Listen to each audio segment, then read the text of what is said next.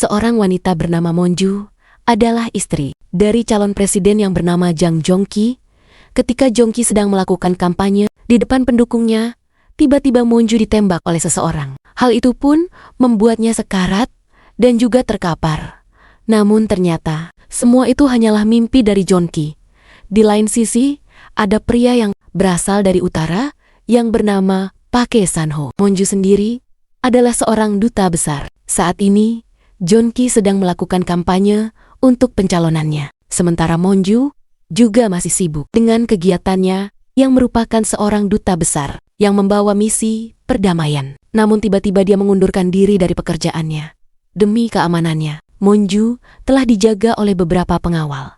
Selain itu, Presiden Korea saat ini bernama Choi Kyung-shin. Monju dan juga Choi Kyung-shin adalah dua orang yang sangat dekat. Ketika Choi Kyung-shin terpilih, dia sebenarnya ingin menjadikan Monju sebagai menterinya. Namun ternyata suami Monju bergabung dengan Partai Republik Baru, di mana itu adalah partai oposisi dari Choi Kyung-shin. Selain itu, suami Monju juga mencalonkan diri sebagai seorang presiden. Misi dari kampanye Jong-ki yaitu melakukan reunifikasi antara Korea Selatan dan juga Utara. Namun, menurut Choi Kyung-shin, hal itu sangat beresiko. Monju mengatakan bahwa suaminya ingin berbicara secara langsung kepada Presiden Choi Kyung-shin. Kemudian Monju menemui asistennya yang bernama Minji untuk membatalkan semua jadwalnya karena dia sudah memutuskan untuk tetap tinggal dan juga mendampingi suaminya yang mencalonkan diri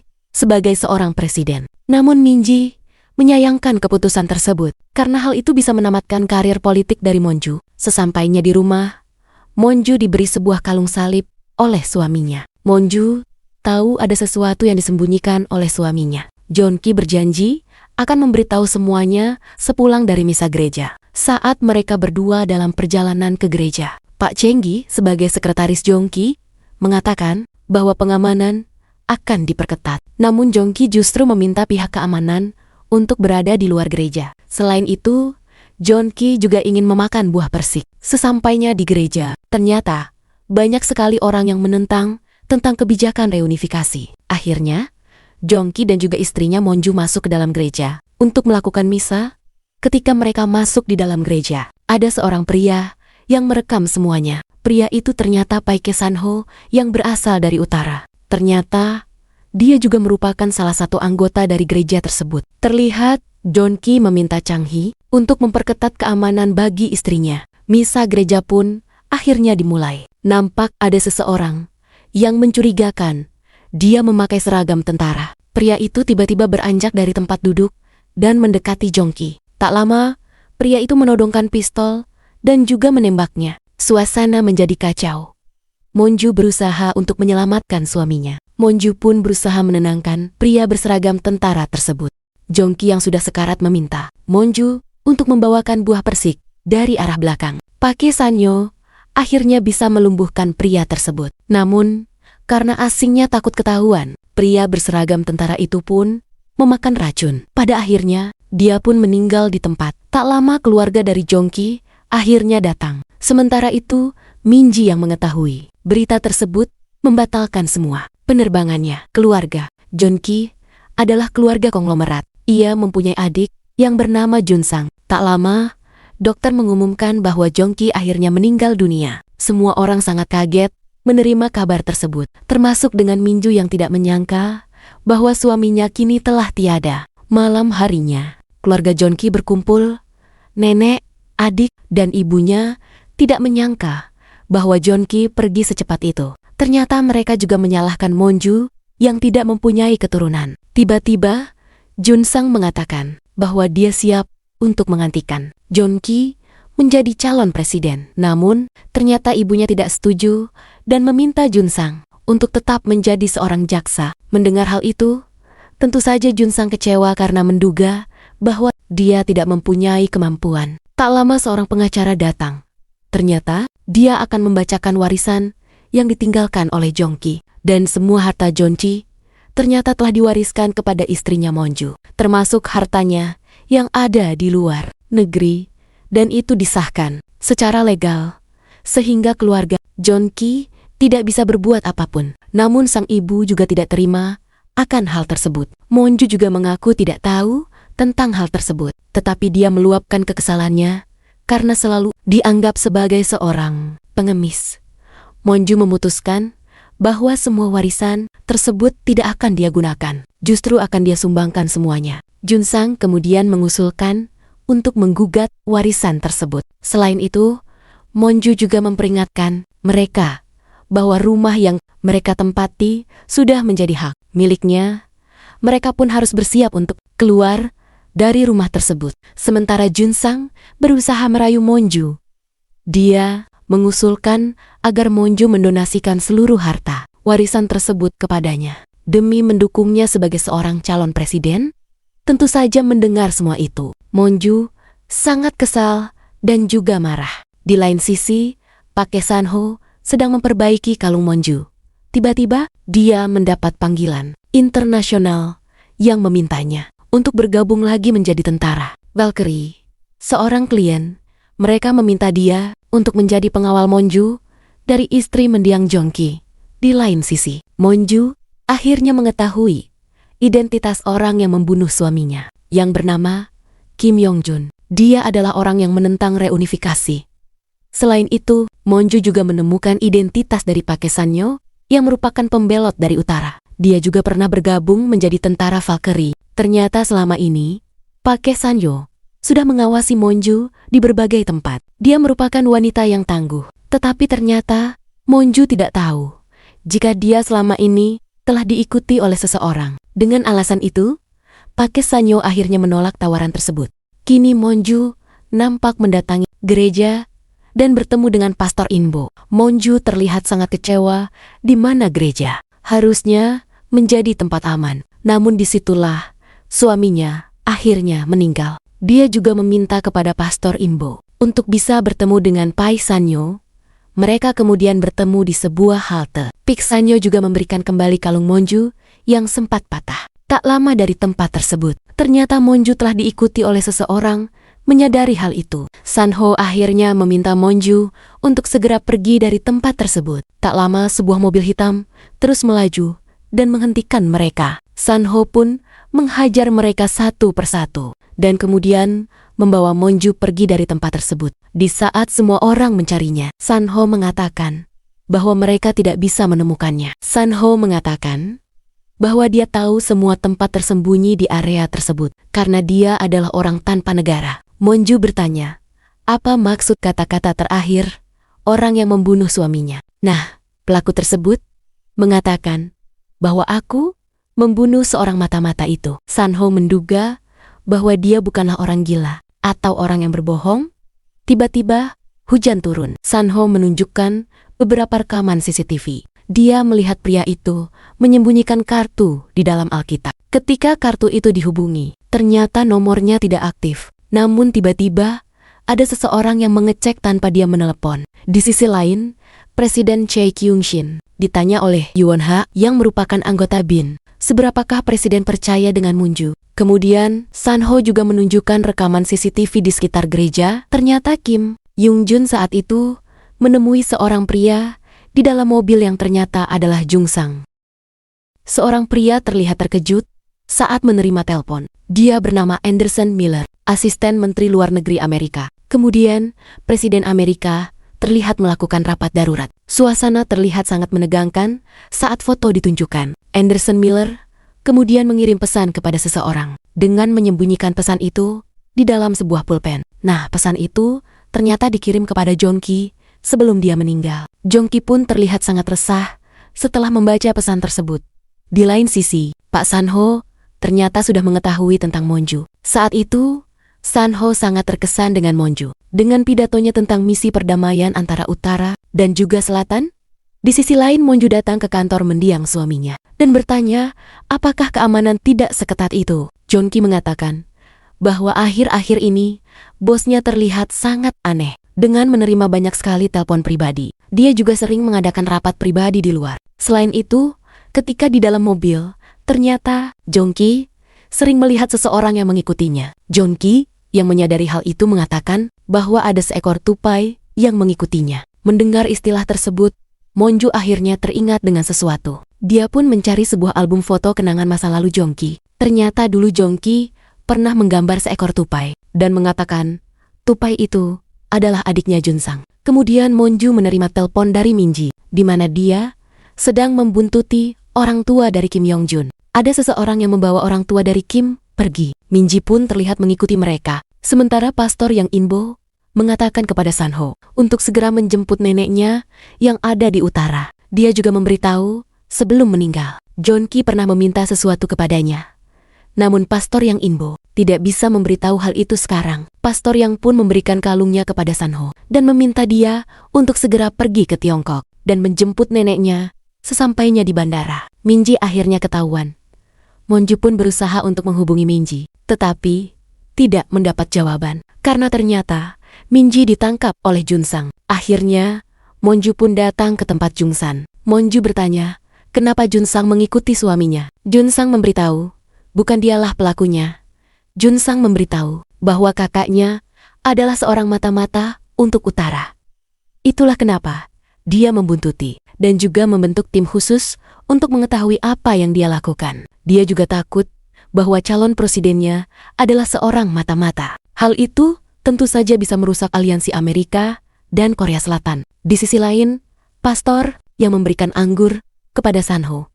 Dia juga meminta Sanho untuk mengambil bir itu. Setelah kembali dari Tiongkok, ternyata Sanho juga membawa Alkitab milik pastor yang dia menemukan kartu yang sama dengan milik Kim Yongjun. Kemudian, Junsang terlihat curiga dengan Sanho yang ada di tempat kejadian karena dia merupakan tentara bayaran dari Valkyrie.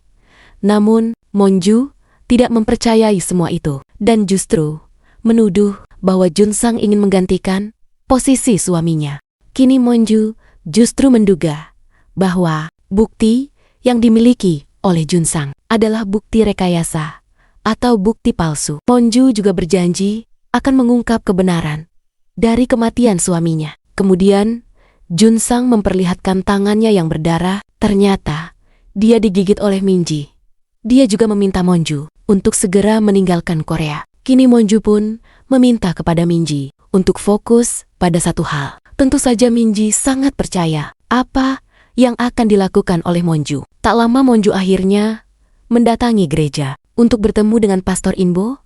Tetapi saat dia masuk, ternyata ruangan itu berantakan. Tiba-tiba ada seseorang yang menyekapnya dari belakang. Dan ternyata itu adalah Sanho. Dia meminta Monju untuk tetap tenang. Ketika melihat pastor akhirnya meninggal, tiba-tiba ada seseorang yang berusaha untuk masuk. Sanho pun melarang Monju untuk keluar karena dia akan membereskan orang tersebut. Setelah terjadinya perkelahian yang sangat sengit, orang itu akhirnya bisa dilumpuhkan. Ketika dia sudah terpojok, ternyata dia berhasil untuk kabur. Kini Sanho akhirnya menutup mata dari Pastor Inbo. Sunho tiba-tiba membuka pintu rahasia yang ada di balik lemari.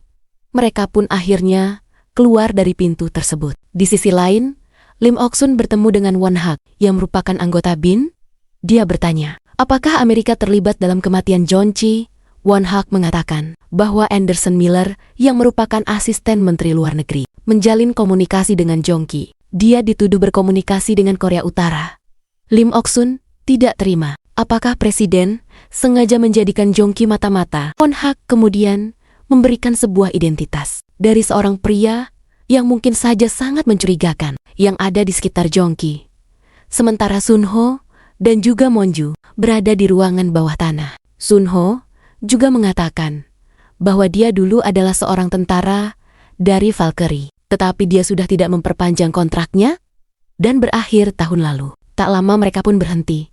Sunho memberikan kartu yang ada di Alkitab milik Pastor Inbo. Setelah melihat pastor yang diracun, Sunho mengira bahwa bukan orang awam yang melakukan hal tersebut. Mereka pun masuk ke dalam sebuah ruangan, tempat penyimpanan anggur. Saat Sunho mengeluarkan semua anggur yang ada di botol, ternyata ada sebuah pesan. Sebuah kertas itu berisi tangkapan layar dari satelit dan juga beberapa pesan dari Anderson Miller. Terungkap bahwa Korea Utara mempunyai kapal selam nuklir 10.000 ton. Agensia mengatakan bahwa ancaman nuklir Korea Utara sangat nyata. Mereka pun menyalahkan Anderson Miller yang tidak mengetahui informasi tersebut. Kini, Amerika bersiap untuk melakukan serangan simulasi. Hal itu untuk menghabisi semua fasilitas nuklir yang ada di Korea Utara. Tentu saja hal itu membuat Anderson Miller sangat panik karena bisa memicu peperangan di antara keduanya. Namun agen CIA tidak memperdulikan hal tersebut. Akhirnya, Anderson Miller mengirim pesan kepada Jong-ki untuk meminta bantuannya. Tentu saja, Jong-ki terlihat gundah setelah membaca pesan tersebut. Setelah mengetahui hal itu, Monju berinisiatif untuk menemui presiden. Dia juga meminta Sunho untuk menjemput neneknya yang ada di utara. Mereka akhirnya keluar dari pintu rahasia di dalam hutan. Monju yakin bahwa Presiden Chae Kyung-shin adalah orang yang bisa dipercaya. Kemudian, Sunho memberikan kalungnya yang diberikan oleh Pastor Inbo kepada Monju. Dia akhirnya bersiap untuk pergi menemui presiden. Sesampainya di Gedung Biru, ternyata Monju tidak bisa menemuinya. Tetapi saat mobil presiden keluar, ternyata Monju dipersilakan untuk masuk. Monju kemudian memberikan pesan tersebut kepada Chae Kyung-shin. Setelah membaca pesan itu, Chae Kyung-shin juga setuju dengan apa yang dilakukan oleh Jong-ki, tetapi dia menyayangkan kenapa Jong-ki tidak segera membakar pesan tersebut. Presiden mengatakan bahwa intelijennya dan juga intelijen Amerika berada di mana-mana. Itulah kenapa dia meminta Monju untuk menjauh. Saat Monju berpikir bahwa dia telah mengundurkan diri dari pekerjaannya, tetapi sebenarnya dia telah dipecat. Selain itu, Presiden Chae Kyung-shin juga mengatakan bahwa kematian Jong-ki akan ditangani secara politisi dan juga diplomatis. Mendengar itu, tentu saja Monju sangat kaget, karena sebenarnya Presiden tahu siapakah yang membunuhnya, tetapi dia justru menutupi hal tersebut. Chae Kyung-shin berjanji akan menangani dan juga mencegah peperangan antara utara dan juga selatan. Mendengar hal itu, tentu saja Monju sangat kesal dan juga marah. Sunho kembali menerima telepon dari tentara Valkyrie. Dia juga terlihat sudah sampai di Tiongkok untuk menyelamatkan neneknya yang masih berada di utara. Sementara itu, Lim Ok-sun akhirnya mengemasi beberapa barangnya yang ada di rumah. Tak lama Monju datang dan bertanya kenapa. Dulu ibu mertuanya menyetujui dia menikah dengan anaknya. Ternyata sebelumnya Lim Ok-sun sudah menyelidiki latar belakang Monju. Dia dibesarkan oleh ibu tunggal di Amerika sewaktu mahasiswa. Dia juga dikenal dengan seseorang yang sangat mencintai negaranya. Karena Jong-ki ingin sekali menjadi politisi, maka Monju adalah orang yang tepat untuk mendukungnya. Jika Lim Ok-sun disuruh memilih siapakah orang yang tepat untuk menggantikan Jong-ki menjadi calon presiden, maka dia akan memilih Monju. Monju pun memberikan tawaran bahwa dia bisa mewujudkan impian Jong-ki untuk menjadi seorang presiden. Semua perjuangan Lim Ok-sun tidak akan sia-sia. Sementara itu, saat Sunho tiba di perbatasan utara, ternyata mereka tidak bisa melewati sungai itu karena ditutup dan juga diserang. Lim Ok-sun kemudian bertanya apa imbalan untuk dia jika mendukungnya sebagai calon presiden. Monju berjanji akan memberikan semua warisan yang diberikan Jong-ki kepadanya. Ternyata Monju dulu juga bercita-cita menjadi seorang presiden. Kini Lim Ok-sun pun setuju dengan kesepakatan tersebut. Pertama, Monju meminta Junsang untuk membebaskan Minji. Kemudian meminta Jungsan untuk segera pergi ke luar negeri dalam 24 jam. Lim Ok-sun pun setuju dengan hal tersebut dan akhirnya mereka akan bekerja sama. Setelah gagal menyeberangi perbatasan, Sunho akhirnya menerima tawaran untuk menjadi pengawal dari Monju. Monju terlihat mendatangi seorang laki-laki tua yang bernama Dujin. Dia adalah guru besar yang mengetahui tentang sejarah utara dan juga selatan. Dia juga tengah menerbitkan buku barunya. Monju menceritakan bahwa dia harus mengetahui apa penyebab kematian dari suaminya. Di panggilan terakhir Jun-ki, ternyata dia sempat berkomunikasi dengan Im Dujin. Saat itu Jun-ki terlihat resah. Setelah menerima pesan dari Anderson Miller, Jun-ki meminta dia untuk bergabung dengan Partai Republik Baru serta menangani kebijakan reunifikasi. Namun, setelah kematian Jun-ki dan juga Pastor Inbo, dia tidak ingin tinggal lagi di Korea. Monju mengatakan bahwa dia berniat untuk mencalonkan diri sebagai seorang presiden. Dia pun meminta bantuan dari Dujin untuk membantunya. Lim Ok-sun mulai melakukan tugasnya dan membuat citra positif dari Monju. Dia sudah disukai menjadi calon presiden selanjutnya. Kemudian Lim Ok-sun nampak mendatangi Won Manggi sebagai ketua Partai Republik Baru, seakan-akan menyalahkan kematian dari Junki. Tentu saja, Lim Ok-sun terlihat kesal. Di sisi lain, Monju juga menemui Jun Sung dengan kasus yang pernah dia tutupi. Kini Monju mempunyai bukti kuat atas kasus tersebut. Suami Lim Ok-sun juga meninggalkan laci besi yang mempunyai banyak sekali bukti perkara dari pejabat politik. Ternyata Won Manggi mempunyai anak di luar nikah. Jun Sung juga terbukti melakukan penganiayaan terhadap istrinya. Monju pun meminta agar Jun Sung segera meninggalkan Korea. Jun Sung tahu bahwa di balik orang yang membantu Monju adalah ibunya. Sementara itu, Lim Ok-sun masih berusaha mengancam Won Manggi. Lim Ok-sun meminta agar Partai Republik Baru mencalonkan mantunya untuk menjadi calon presiden. Dia juga menemui beberapa konglomerat untuk mendukungnya menjadi sponsor dari Monju. Partai Republik Baru pun mengumumkan bahwa Monju menjadi kandidatnya untuk menjadi calon presiden. Semua orang pun terlihat sibuk menjelang kampanye. Monju bertanya kepada Minji, apakah dia sudah berhasil menghubungi Anderson Miller. Chen-gi memberitahu bahwa semua komputer, laptop, dan juga ponsel milik Junki tidak bisa diakses karena keamanannya yang sangat ketat. Hingga FBI pun tidak bisa untuk menjangkau password tersebut. Tiba-tiba Lim Ok-sun datang dan meminta Monju untuk ikut dengannya. Dia memberitahu bahwa para konglomerat ingin menjadi sponsornya. Kini dia harus melakukan debut yang sangat spektakuler. Lim Ok-sun sudah mempersiapkan pidato untuk Monju agar bisa menarik simpati publik. Di sisi lain, San-ho berusaha menghubungi Monju, tetapi tidak ada jawaban. Selain itu, Lim Ok-sun juga menerima kabar dari Wang Manggi bahwa ada pergerakan mencurigakan dari Amerika yang kemungkinan keselamatan Monju dalam bahaya. San-ho mendapat kabar bahwa Billy Grace sudah tiba di Korea. Tentu saja, kini dia harus segera melindungi Monju.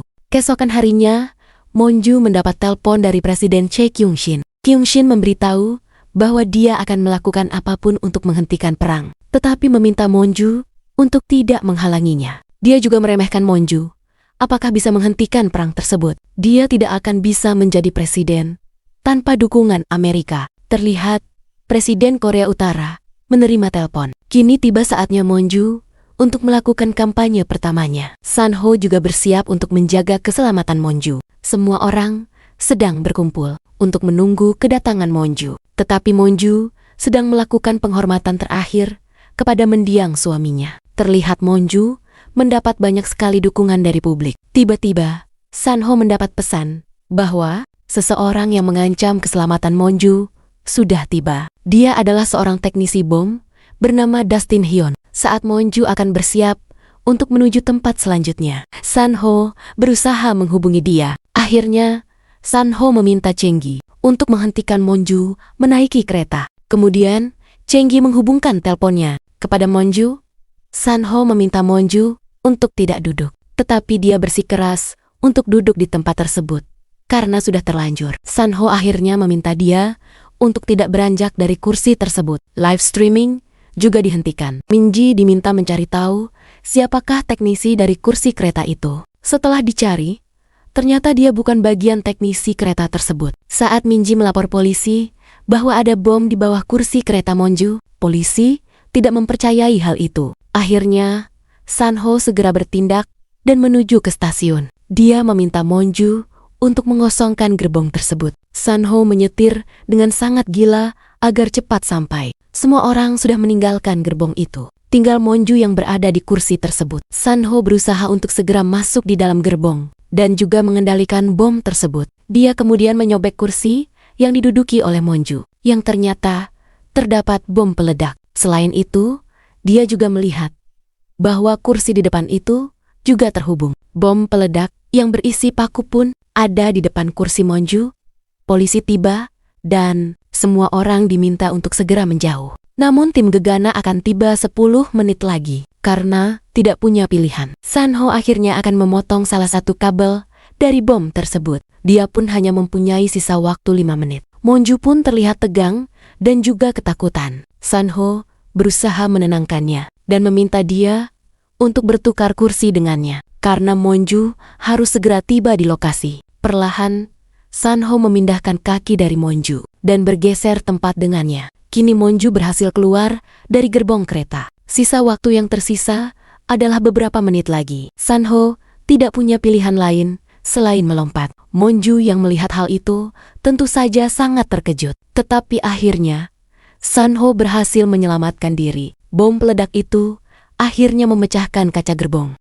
Semua orang terlihat panik menyaksikan insiden tersebut. Monju akhirnya memutuskan untuk melanjutkan perjalanannya menuju ke tempat kampanye. Dengan menaiki ambulan, dia pun akhirnya sampai di tempat tersebut. Semua orang terlihat sudah menunggu, begitu pula dengan Lim Ok-sun. Tentu saja, Lim Ok-sun juga terlihat panik. Tetapi Monju mengatakan bahwa dia baik-baik saja. Kini Monju bersiap untuk melakukan pidatonya di hadapan semua pendukungnya. Dia menceritakan apa yang terjadi dengan kematian sang suami, serta menceritakan kejadian di dalam gerbong kereta. Dan hal itu pun berbeda dari pidato yang sudah dipersiapkan. Monju mengangkat isu perdamaian dan juga reunifikasi. Dia ingin mewujudkan perubahan, persatuan, dan juga perdamaian. Hal itu tentu saja mendatangkan simpatik dan juga dukungan dari para pendukungnya, termasuk dengan Juan Manggi dan juga Lim Ok-sun yang nampak bangga dengan pidato tersebut. Ternyata Monju selama ini menyadari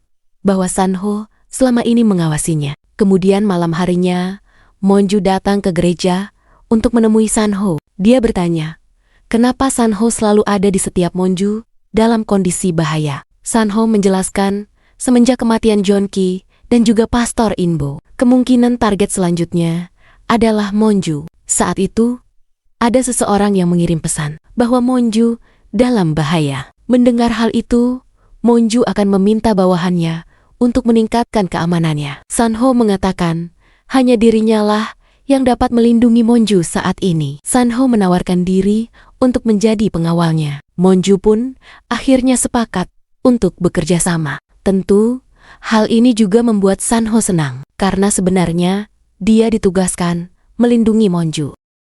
Kini Minji dan Chenj mulai mencurigai Sanho dari data yang mereka punyai. Ternyata Sanho pernah bekerja sebagai tentara Valkyrie. Mereka juga mencurigai kewarganegaraan dari Sanho. Chen curiga bahwa Sanho adalah mata-mata dari Korea Utara. Terakhir, Sanho mendapat kewarganegaraan Amerika dengan nama Mark. Kemudian Monju mendapat sebuah email yang mengatakan bahwa dia harus mempercayai Mark sebagai pengawalnya. Dulu Sanho juga berhasil menyelamatkan putri konglomerat minyak Arab. Hal itu pun membuat Monju semakin bingung. Terlihat Monju juga mendatangi sebuah toko reparasi ponsel.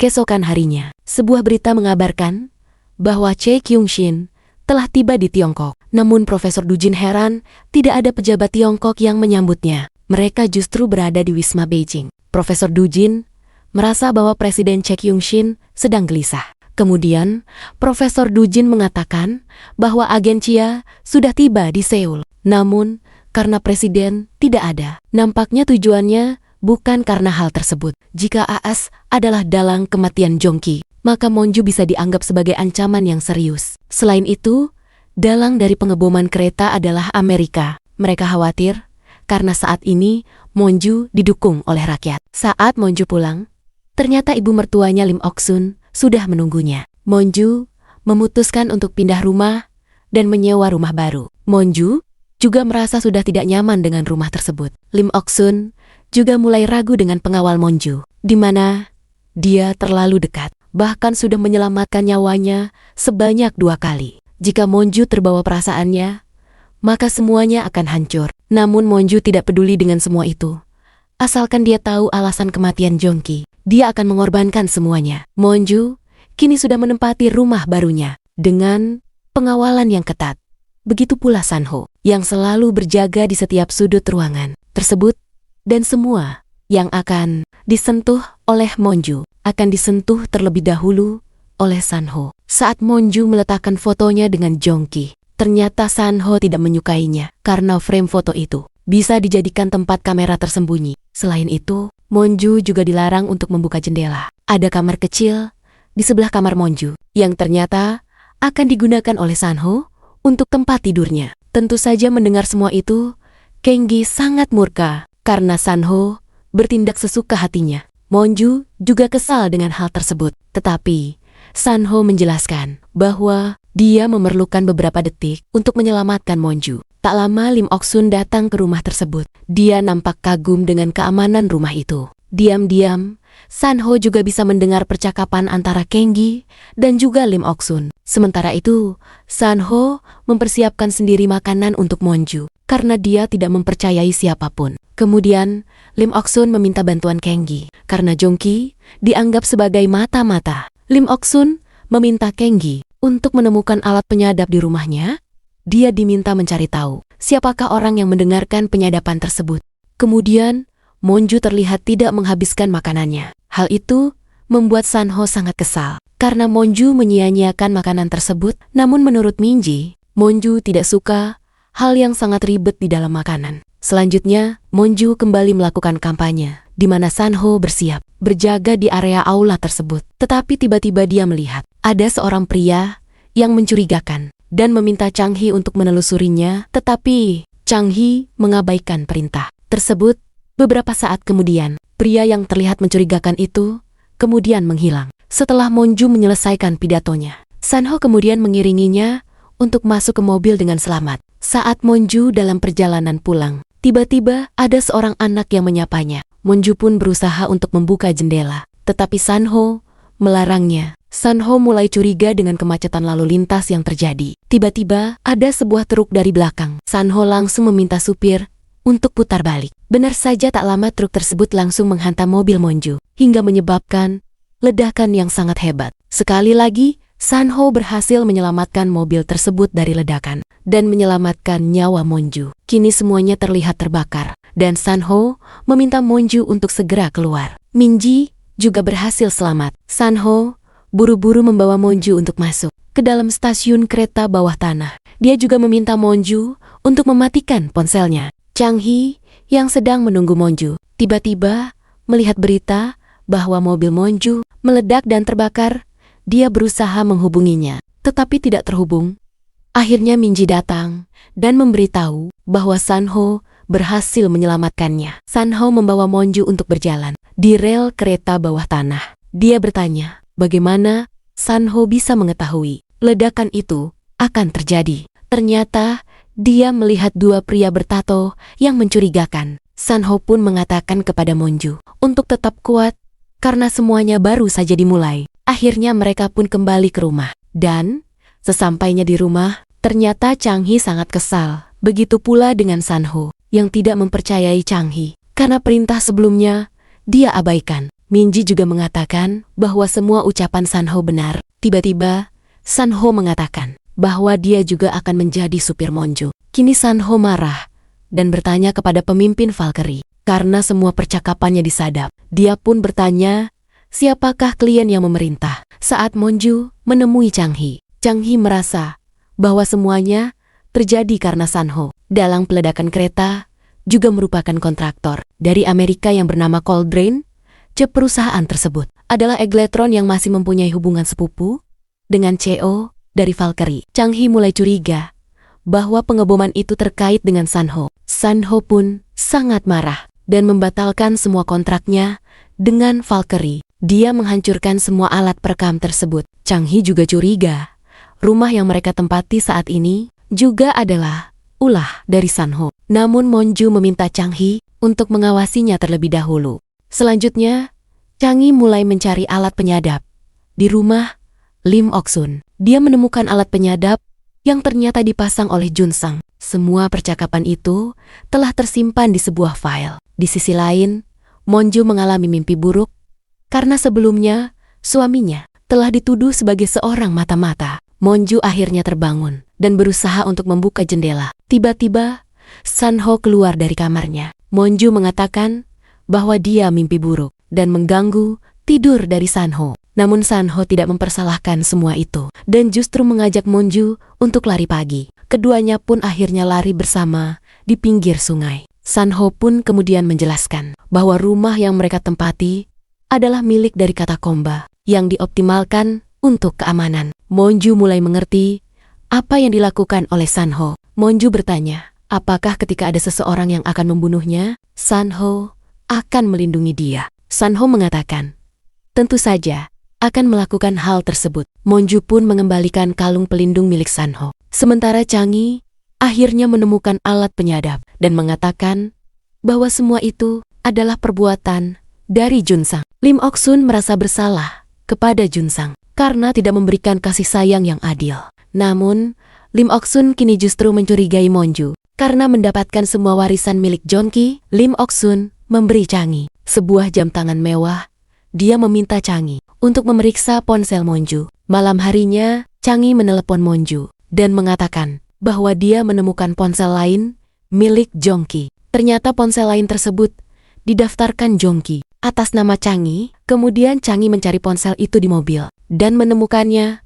Kini Changi berusaha membuka password dan juga membongkar ponsel tersebut. Kemudian dia pun berhasil membuka ponsel itu dan menemukan percakapan yang membuatnya sangat kaget. Changi buru-buru pergi dan menginstal ulang komputernya.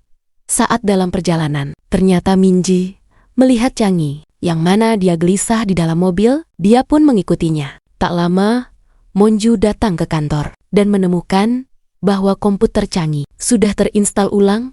Terlihat Changi menelpon seseorang yang tidak bisa dihubungi. Tiba-tiba ada sebuah truk yang menurunkan muatan dan membuat mobil Changi akhirnya terguling. Changi kemudian dilarikan ke rumah sakit. Monju diminta untuk mendekat dan Changi mengatakan bahwa benar, Jongki kemungkinan adalah seorang mata-mata. Hal itu pun membuat Monju semakin terdiam. Minju pun menemukan ponsel di lokasi kecelakaan Changi. Tetapi ponsel itu ternyata juga sudah diinstal ulang. Tak lama Monju mendapat pesan dari nomor tidak dikenal yang menginginkan dia untuk datang ke rumahnya. Ternyata mereka pun mempunyai kalung yang sama. Beberapa saat kemudian, Monju akhirnya sampai di rumah tersebut. Saat dia masuk, ternyata dia melihat ada beberapa foto dan juga mainan anak-anak. Monju juga melihat tas milik suaminya, serta foto Jongki bersama dengan wanita lain dan seorang anak laki-laki. Tak lama kemudian, anak laki-laki itu pun datang. Dia terlihat kaget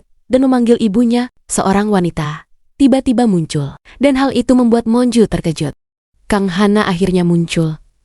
Dia adalah selingkuhan Jongki yang ternyata juga mempunyai anak. Kang Hana mengatakan bahwa Jongki dan dirinya sudah menjalin hubungan sejak lama. Anak mereka pun berusia 9 tahun. Saat terjadinya penembakan, ternyata Ensong melihat ayahnya. Ketika itu, dia bernyanyi di gereja dan Jongki mengetahui hal tersebut. Oleh sebab itu, kini Insong harus menerima terapi. Karena syok melihat ayahnya tertembak, Kang Hana sangat kesal karena melihat Monju yang menanggung duka dengan sangat anggun. Dia kemudian menunjukkan foto Monju yang beredar di sosial media. Sedangkan dia menangis, meraung-raung, melihat Jongki meninggal. Begitu pula dengan sang anak yang melihat kejadian tersebut. Hal itu pun membuat Kang Hana menderita beberapa saat. Kemudian Kang Hana juga mengatakan bahwa hasil tes DNA akan keluar. Dia berencana akan mengungkap semua rahasia Jongki dan menuntut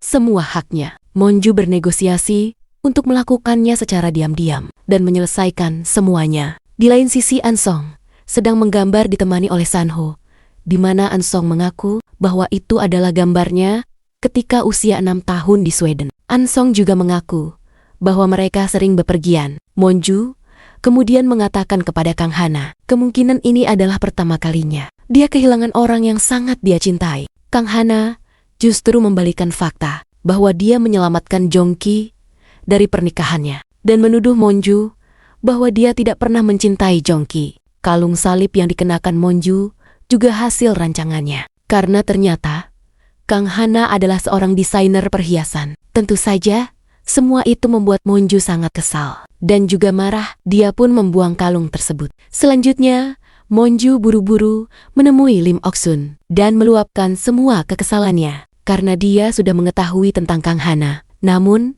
Lim Ok-sun mengatakan bahwa dia sudah membereskan semua itu sebelum pemilu. Monju berharap dia bisa menghidupkan kembali Jongki dan juga menceraikannya. Selain itu, Monju juga mengatakan, apakah Lim Ok-sun sengaja menyuruh dia menjadi seorang presiden demi mempermalukannya? Namun Lim Ok-sun justru mengatakan, ini adalah kesempatan yang bagus bagi Monju. Untuk lepas dari bayang-bayang Jongki, Monju pun merobek surat kesepakatan mereka dan mengakhirinya. Selain itu, Monju juga mempunyai senjata rahasia dari kotak perhiasan yang diberikan oleh Lim Ok-sun. Karena ternyata Monju mengetahui penggelapan pajak yang selama ini dilakukan oleh Lim Ok-sun, dan itu menjadi bukti untuk menyerang Lim Ok-sun. Jika dia berbuat sesuatu kepadanya, tak lama nenek Jongki datang. Dia sangat senang karena mengetahui Jongki mempunyai seorang anak laki-laki. Tetapi tiba-tiba Monju menelepon Minji dan mengatakan akan menyumbangkan seluruh warisan yang diberikan oleh Jongki. Nenek Jongki pun terlihat marah dan juga kesal kepada Monju. Setelah pulang ternyata Monju ingin ke tempat di mana dia merasa tenang. Sanho membawa Monju ke sebuah tanah lapang dan menikmati udara malam. Tak lama Monju mengatakan ingin mencoba sesuatu. Ternyata dia ingin mencoba untuk menembak. Setelah melepaskan tembakan pertama, Monju merasa senang. Akhirnya, Sanho pun mulai mengajarinya untuk menembak tepat sasaran. Monju diminta untuk fokus, dan akhirnya dia pun bisa mengenai target. Sanho memuji keteguhan dari Monju. Setelah kembali ke rumah, ternyata Monju masih merasakan tangannya yang cukup sakit. Sanho mengatakan bahwa hal itu wajar. Ketika orang pertama kali belajar menembak, Sanho berusaha untuk memijat tangan Monju. Keesokan harinya, ternyata Profesor Im Do-jin mengadakan seminar. Dia justru mengatakan bahwa Amerika akan meluncurkan serangan ke Korea Utara melalui semenanjung Korea. Hal itu pun akan memicu perang di antara keduanya. Dia mengimbau ke semua orang untuk turun ke jalan dan menghentikan semua itu. Ketika Profesor Im Do-jin pulang, ternyata dia dihentikan oleh dua mahasiswa yang memprotesnya. Profesor Im Do-jin hanya ingin melihat reunifikasi dengan damai. Namun, ternyata dua orang tersebut justru menghajarnya, hingga membuat Profesor Im Tunin akhirnya jatuh dan terguling. Kemudian, Monju pun buru-buru menemuinya di rumah sakit. Profesor Im Do-jin sudah mengetahui apa yang akan terjadi, di mana Korea Selatan tidak punya pilihan lain selain perang. Amerika juga sudah mengirimkan sebagian pasukannya.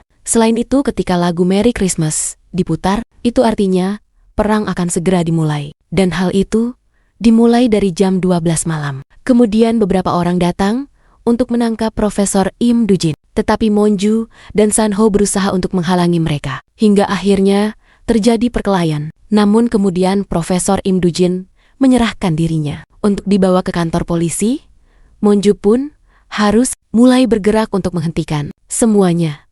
Kemudian Minji menelpon dan memberitahu bahwa dia sudah menemukan password dari ponsel Jongki. Setelah dia mempelajari dari Google, akhirnya Minji menemukan password tersebut. Isi pesan itu mengatakan bahwa ada 3 awak kapal dari utara yang membela ke Amerika. Mereka mengaku bahwa Korea Utara mempunyai kapal selam nuklir sebesar 10.000 ton. Dan mereka juga menggambarkan ciri-ciri dari kapal selam tersebut. Pihak Amerika menemukan kapal selam itu melalui satelit. Tetapi ternyata Anderson Miller mengatakan bahwa itu kemungkinan adalah pengakuan palsu. Saat ketiga awak kapal itu digerebek, ternyata mereka memilih untuk bunuh diri. Pihak dari Amerika pun sudah merencanakan untuk serangan ke Korea Utara. Anderson Miller berusaha untuk mencegah, namun gagal. Anderson Miller kemudian bekerja sendiri untuk menelusuri hal tersebut. Saat dia meneliti file-file yang sudah didapat, ternyata ada salah satu nama yang terus muncul. Dia adalah Stella, yang seorang pelobi industri senjata Amerika. Stella yang mengklaim bahwa Korea Utara mampu membangun kapal selam nuklir 10.000 ton. Ketika Anderson Miller mendapat identitas dari Stella yang ternyata paspornya tidak mempunyai foto. Namun terakhir kali, dia pindah ke Korea Selatan 10 tahun yang lalu dan tak pernah kembali. Anderson kemudian meminta bantuan Jongki untuk menemukannya. 2 hari sebelum kejadian Jongki ditembak, ternyata dia mengirim pesan kepada Anderson bahwa Jongki sudah mengetahui siapakah Stella. Monju pun akhirnya menduga bahwa suaminya telah dibunuh oleh Stella. Keesokan harinya, terlihat Presiden Shek Yung-shin datang ke gereja. Dia masuk ke sebuah ruangan dan bertemu dengan Monju. Monju mengatakan bahwa perang akan segera datang. Dia masih mempercayai Presiden Shek Yung-shin bisa menghentikan hal tersebut. Tetapi Shea Kyung-shin justru menantang apa yang bisa Monju lakukan. Kemudian Monju terlihat menghubungi Duta Besar Tiongkok. Monju mempertanyakan, apakah pihak Tiongkok hanya diam melihat situasi ini? Tetapi duta besar tersebut mengatakan bahwa mereka tidak bisa berbuat apa-apa. Monju pun kesal dan mengatakan bahwa dia akan melakukan sebisanya untuk menghentikan perang tersebut. Kini Monju kembali mengadakan kampanye, tetapi pidato yang dia sampaikan bukan terkait kampanye, melainkan bahwa peperangan akan terjadi sebelum fajar. Hal itu tentu saja mengegarkan semua orang yang datang dan juga melihatnya.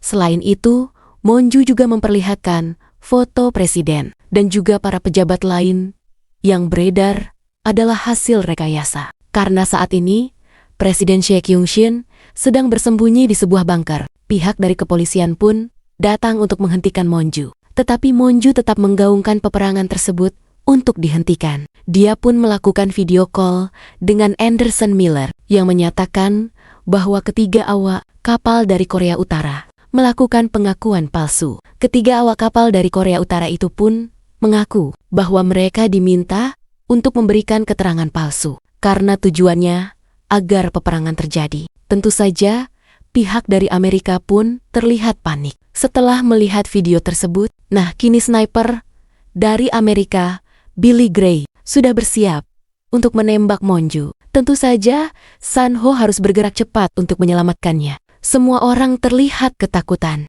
Tetapi akhirnya, San-ho datang dengan menaiki sebuah truk dan juga menghalangi Billy Gray. Dia berhasil membawa Monju menghilang dari panggung. San-ho pun membawa Monju menaiki sebuah perahu untuk meninggalkan tempat tersebut. Tetapi Billy Gray juga bergerak cepat dengan naik ke atas gedung dan menembak lengan dari Monju. Keduanya akhirnya berusaha untuk melarikan diri. Monju dan juga San-ho akhirnya bisa pergi ke suatu tempat, di mana San-ho akhirnya mengobati luka Monju yang terkena tembakan. Dia berusaha untuk menjahit lengan Monju dan meminta dia untuk menahan rasa sakit tersebut. San-ho akhirnya memulai untuk menjahit lengan itu dengan kemampuannya. Walaupun sangat kesakitan, Monju harus menahan semua itu. Kini luka itu berhasil untuk dijahit dan juga diobati. Begitu pula dengan San-ho yang juga terkena luka tembak. Beberapa saat kemudian, Presiden Shea Kyung-shin